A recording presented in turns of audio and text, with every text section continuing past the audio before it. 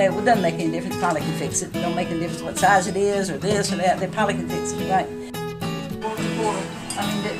I got there. I spread them out. You take and get them all together. Don't separate them nothing. Just get them together so I can clear the table.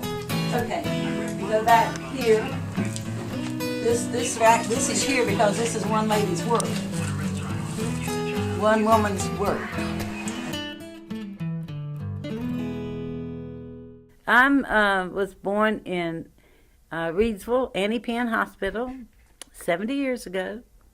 And then I was Stokesdale, went from Stokesdale to Cronersville, from Cronersville to Greensboro, and then back to Winston-Salem. I lived with my grandmother from the time I was born until I was about 10 or 11. I remember as a little bitty girl, I was like 2 years old, and we lived way out in the country in Stokesdale. And snow was up to the front of the door. My grandmother told me later. And I remember somebody knocking on the door. And she let him in, and they knew each other. And he was drunk, and he said, "Oh, my God, some food. I'm going to get some food." She said, "You better not touch him youngin's food." And he went to the fireplace. It was a fireplace thing. He went and tried to get some food anyway. She took a stick of stove wood, and knocked him over the head and threw him out in the snow. That was my grandmother, and that is a lot like me. And then my person that gave me birth came back into my life. She got married to this big old guy, and he created a lot of problems during that time that he was married to her. For us, there was 3 girls. For me in particular, since I was the oldest. He beat us with switches, and I've got a temper that will not stop. And I grabbed his watch that last time, and I twisted it, and I was swinging around like this. He was about 300 damn pounds, and I didn't even weigh 50 pounds at that time. But anyway, he tried, as we got older, to sexually molest us and all this other stuff. But I started thinking about this. There's got to be something better in this world.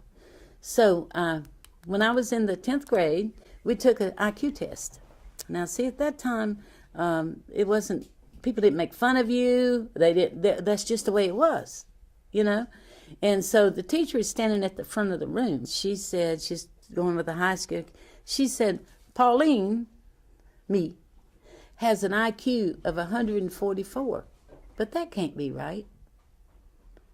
Now, see, I knew that it was stupid for her to say that, but I didn't care. But that was a turning point that said it's time for me to get out of here.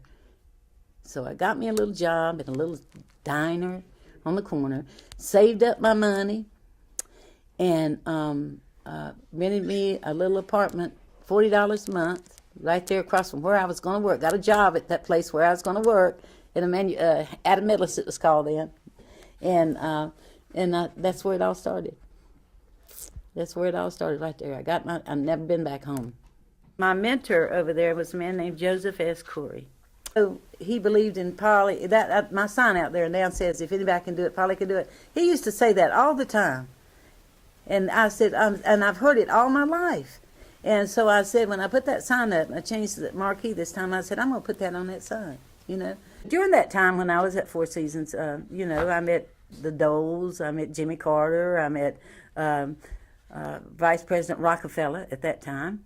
I met many entertainers. Jerry Lewis, I was like his protege during the time I was at Four Seasons, and many entertainments, Rockford, Jimmy Dean, on and on and on. Sam Snead was a good friend of my boss's at that time, and at the time I first met him, I was about 20 years old. And he was doing that commercial on TV, It Takes Two Hands to Handle a Whopper. Well, I was young and shy, right? And I was waiting on it. My boss said, hey, Sam's over there. I said, yeah. I said, you see that commercial on TV? It says, it takes 2 hands to handle a Whopper? And he said, no. But why don't you go over and ask him if it takes 2 hands to handle a Whopper? And so I was shy. I didn't know. I went. There was 6 other guys there, and he was the only one I knew. Him, maybe one other that I knew well enough to ask something stupid like that. So I whispered in his ear, "Sam, does it really take 2 hands to handle a whopper?" I stood up. He turned around. He said, "And yeah, baby, it take 2 hands to handle you too." This world is going to remember an old-time actress named Veronica Lake. But when I was at the plantation, she was there. And she had this first beaded gown I ever put my hands on. It must have weighed 200 friggin' pounds. They were all glass beads, and she danced in this thing, and it got ripped, and I fixed it. Well, while I was at the plantation too, Brenda Lee opened at Las Vegas an outfit that I made for her. You know, just copied one she'd had. Brenda, I don't know if you know who Brenda Lee is. She's a country singer. But anyway, she opened. She had a Macy's Parade, an outfit she wore there, and I copied that and made it the same outfit to open at Caesars in Las Vegas. Didn't mean nothing to me. I was just doing it. It was over, you know. I like being alone. I'm happy being alone. I don't need a person around me to make me feel good. I remember my grandmother, she had about 8 or 9 kids. And I remember the youngest one, we called him Uncle Dion. But I remember him coming home from the Navy, and she was inside waiting on him, and she come out that door like a bullet, and he went running toward her like a bullet. And I'm standing here on the side, and I'm thinking to myself, is that what you call love? That's the first time I had never heard it before. Never. My second, he also worked at the Four Seasons, and Joe did not think he was good enough for Polly. There was so I quit there, and I went. He got that job as a broker, and we started traveling up and down the East Coast. So I lived in Texas and hated it. I lived in, especially Houston, so hot and humid.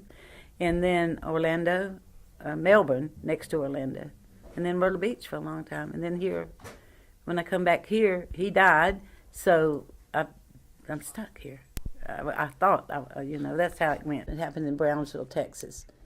He pulled over to the sand. I'd been in Brownsville with him many times, and I know what the weather can be like then. Can't see nothing when it's raining, you know. And he evidently something like that in the weather-wise had happened. He pulled over the side of the road.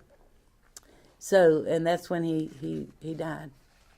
Not because he was feeling pain or anything, no. He just had a physical. Not more than a couple of weeks before that. He was in perfect health. But an aneurysm just popped, you know. It took me about 5 years to get over that because I'm not one to share. There was just too much grief to handle.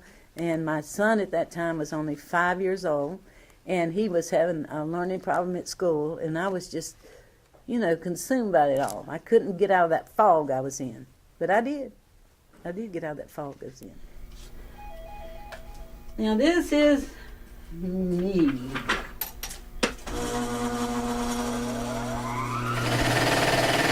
I'd always had this gift to sew.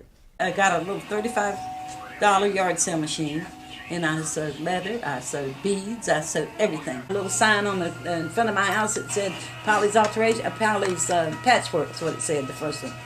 And that's where it all started. But that's the first dress I ever made, first big dress that I ever made. I was skinny then, you see? That's Catherine Crosby. That was at the Crosby. And that's the only dress she ever wore to the Crosby other than Ole Cassini's. Because Ole Cassini designed a dress for her every year. He was her friend. And that's the only one she ever wore. My happiness has always been my customers. My customers are my family. I've had them for 30 years, the majority of them. Now I'm in third generation families. And, when you bring a child your mother brings a child someplace. Mm-hmm. When that child grows up, all they know is Polly. So, it's great. The atmosphere here is like the businessman who come by one day after work and he said, "Polly, these pants are driving me crazy. I cannot stand it." So we got ready to go home. He had nothing but his jacket and his boxers on. The customer says to him, "What are you going to do? What's your wife going to say when you get home?" He said, "I'm going to tell her I've been to Polly's. Everything's all right." We have a great relationship, these people do. But you have to work hard to achieve anything, to be happy that you achieved it. Some woman walks in here and she says, especially yuppie with 2 or 3 little kids, Well, if my machine was working, I could do this myself, belittling what I do for a living. And I'm very proud of what I do for a living because it's perfect, okay? I said, honey, let me tell you something. I got all kinds of machines back there. You can come any day, spend as much time as you want to fix that, and I will not charge you a dime. So usually I say, no, I can't fix it for you. I'm not going to get that belittling person into my life. No, never. So, I would say life has been hard for me at times, but I've enjoyed every damn minute of it. You know what I mean? I am what I am, exactly what I am, and my top priority is taking care of me and my children. That's it.